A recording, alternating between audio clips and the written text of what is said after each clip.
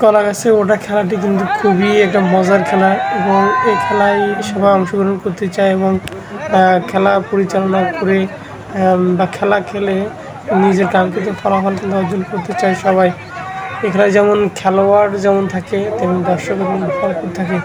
এখানে দর্শকের খুবই খুবই সমারোহ এখানে দেখা যাচ্ছে।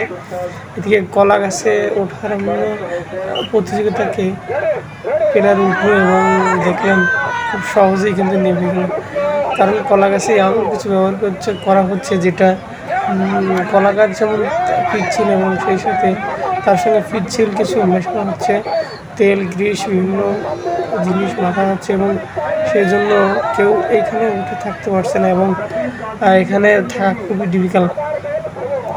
আমাদের গ্রামে প্রতি বছরই খেলা হয় এবং এই খেলার মাঝে এই খেলাটিও একটি জনপ্রিয় খেলা। এজন্য সবাই কিন্তু স্বতঃস্ফূর্তভাবে দেখছে এবং নিজেদের শৃঙ্খলা বজায় রেখে কিন্তু তারা খেলাটি দেখছে এবং পরিচালনা করছে। আসলে